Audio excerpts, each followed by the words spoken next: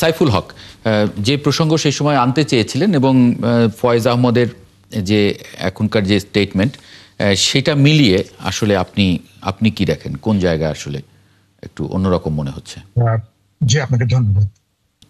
আমরা সরকার এটা নিয়ে তো অনেক ভাবনা চিন্তা করেছেন। আমরা রাজনৈতিক দলগুলো অনেক মাস ধরে আলাপ আলোচনা করেছি, আমরা বোঝাপড়া গড়ে তোলার চেষ্টা করেছি।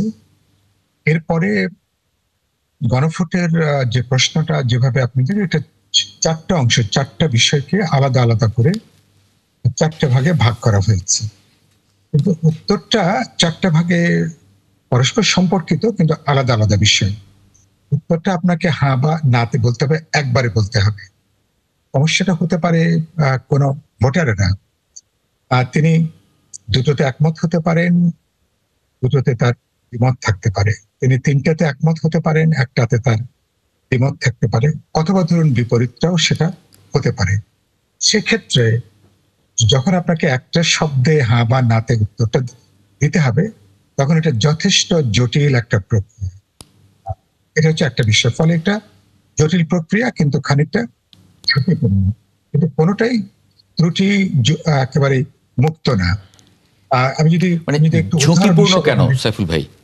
আচ্ছা, ঝুঁকিপূর্ণ হচ্ছে যে আমি যদি পিয়ারের প্রশ্নটা যদি বলি, এক এক করে বলি। প্রথম যেগুলো আমরা সবাই মিলে একমত, সেটা নিয়ে তো নিশ্চয়ই মানুষের সম্মতি থাকবে। সবাই নিশ্চয়ই যারা আমরা সনদে স্বাক্ষর করেছি একমত হব।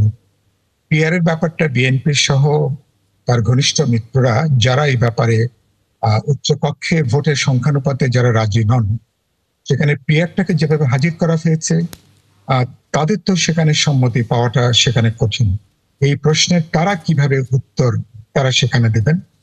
কারণ তাদের তো স্পষ্টতই তারা সনদে স্বাক্ষর করেছেন এই তাদের নোট অফ ডিসেন্ট সহ, যে উচ্চকক্ষটার ব্যাপারে তাদের আপত্তি আছে, ভিন্ন মত আছে।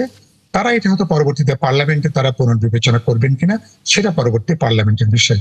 3 নম্বরে হচ্ছে যে আপনি সাংবিধানিক প্রতিষ্ঠানগুলো, ইলেকশন কমিশন থেকে শুরু করে তত্ত্বাবধায়ক সরকারের যে প্রশ্ন, সেখানে আমি মনে আমরা ঐক্যের প্রায় আমরা কাছাকাছি আছি। কিছু প্রশ্নে কিছুটা দ্বিমত আছে। তো সেই জায়গাটা আমি মনে করি সেখানেও যদি কেউ ভিন্নমত পোষণ করতে চান, বিএনপি সুস্পষ্টভাবে বিএনপি অনেকগুলো সাংবিধানিক প্রতিষ্ঠানের নিয়োগটা আমরা যেভাবে যে প্রক্রিয়া নিয়োগটা চেয়েছি, বিএনপি সেখানে আপত্তি অথবা নোট অফ ডিসেন্ট আছে। সেই প্রশ্নটা বিএনপির সমর্থকরা, ভোটাররা তারা হাস্যচক তারা ভোট দেবেন কিনা, এটা একটা প্রশ্ন পার্টিকুলারলি 2 নম্বর। 3 নম্বর হচ্ছে এটা আমি মনে করি সরকার বুদ্ধিমত্তার সাথে এই কাজটা করেছেন, যে যেসব ব্যাপারগুলো একেবারেই নোট অফ ডিসেন্ট আছে, সেটা জুলাই সনদে যেভাবে এটা সমাধানের কথা বলা হয়েছে, সে ব্যাপারে আপনি সম্মত আছেন কি আপনি নেই। আমার মনে হয় যে সে ব্যাপারে মানুষের সম্মতি জানাতে হাস্যচক বলতে আমার মনে হয় যে কোনো সংকট হবার কথা না। এই যে পরিস্থিতি, এই পরিস্থিতিটা এখন আমি যদি বলি, ধরুন ওই যে বলে না যে যদি হয় সুজন তেঁতুল পাতায় নজন, তখন আপনি এখানে একটু আগে আমাদের ফয়েজ সাহেব যেটা বললেন, আমরা 180 দিন যে সময়টা পাওয়া যাবে সংসদ, তখন এটার অনেকগুলো লুপহোলস নিয়ে আলোচনা হবে। তো সেখানে এটা নিয়ে যদি যদি আমরা সংকট তৈরি করতে চাইলে অনেকগুলো সংকটের জায়গা আছে, সুযোগ আছে। আর যদি বুঝি যে আমাদের একটা গণতান্ত্রিক, কিন্তু যদি সাইফুল ভাই হ্যাঁ যদি জিতে যায়, হ্যাঁ জিতে গেলে তো তখন ওটার একটা বাধ্যবাধকতা থাকবে কিনা? না না না, আমি একটু এ ব্যাপারে দ্বিমত করছি।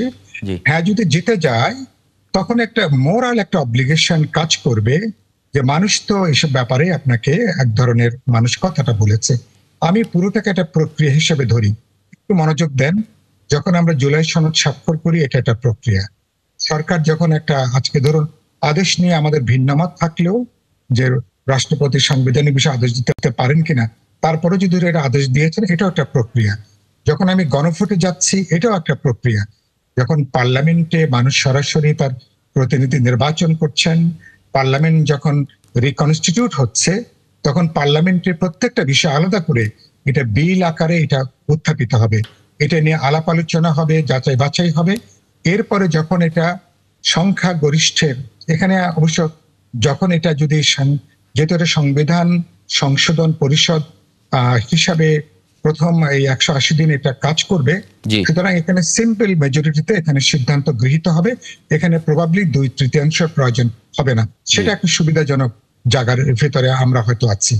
সেই জায়গা থেকে তার মানে তখন এটা আলোচনা, তখন একটা বিল আকারে হয়ে তখন এটা আইনে পরিণত হবে। তাহলে এটা একটা লম্বা একটা কিন্তু প্রক্রিয়ার বিষয় আছে। আমি কথাটা বলতে চাই, এখানে দুর্বলতা আছে, লুফলস আছে, কিছু স্ববিরোধিতা আছে। ভোটারদের জন্য বড় দাগের আসলে সিদ্ধান্ত নিতে হবে।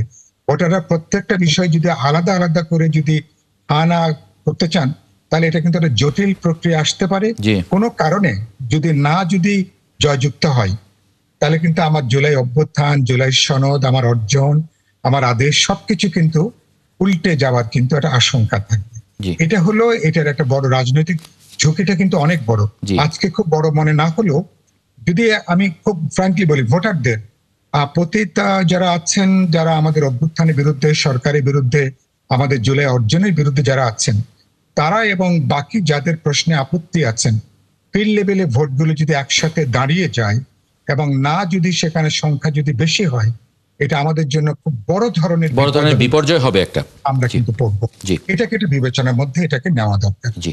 জি। এই জন্য সম্ভবত সরকারের সামনে হয়তো তারা তো এর চেয়ে কোনো ভালো বিকল্প হয়তো আর পাননি। জি। জি।